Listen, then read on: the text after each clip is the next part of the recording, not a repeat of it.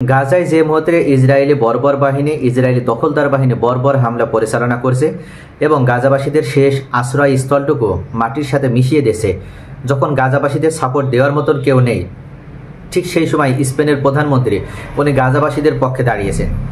শুধু গাজাবাসীদের পক্ষেই দাঁড়াননি, ইসরায়েলের সাথে সমস্ত সম্পর্ক ছিন্ন করেছে। এমনকি ইসরায়েলের সাথে বাণিজ্য সম্পর্ক, কূটনৈতিক সম্পর্ক এবং যে কোনো পররাষ্ট্র নীতির ক্ষেত্রে এখন স্পেনের সাথে ইসরায়েলের আর কোনো সম্পর্ক থাকলো না। স্পেনের প্রধানমন্ত্রী আজকে স্পষ্টভাবে জানিয়ে দিয়েছে, গাজার উপরে ইসরায়েলের বর্তমান প্রধানমন্ত্রী বেনিয়ামিন নেতানিয়াহু যে নারকীয় হত্যাকাণ্ড পরিচালনা করছে, এই হত্যাকাণ্ড বিশ্বের অন্য কোথাও এতটা নারকীয় এবং বর্বরতম গণহত্যা কোনো রাষ্ট্র কোথাও পরিচালনা করেনি। যে গণহত্যা পরিচালনা করছে ইসরায়েলের বর্তমান বেনিয়ামিন নেতানিয়াহুর নির্দেশে ইসরায়েলি দখলদার বাহিনী এই মুহূর্তে গাজাবাসীদের উপরে।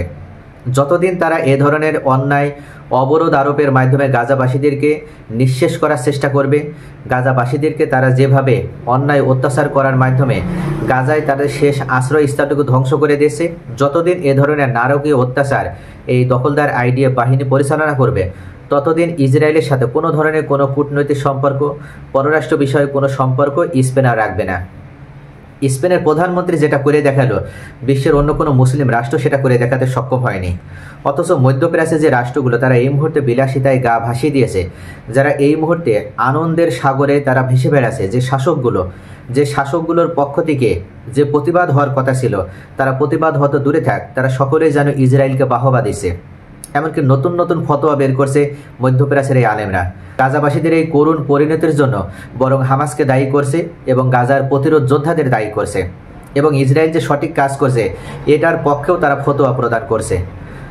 হায়রে মুসলমান, যে মুসলমানের পক্ষে দাঁড়ানোর কথা ছিল, যেখানে নবীজি সাল্লাল্লাহু আলাইহি ওয়াসাল্লাম বলেছেন, বিশ্বের কোনো এক প্রান্ত একজন মুসলিম যদি আক্রান্ত হয়, তাহলে বিশ্বের অপর প্রান্ত অবস্থানত অন্য একজন মুসলিম ভাইয়ের হৃদয়েও সেই আঘাতের ধ্বনি বেজে উঠবে, অর্থাৎ সেও যেন সেই আঘাতের কারণে নিজেকে ব্যথিত এবং দুঃখিত মনে করবে।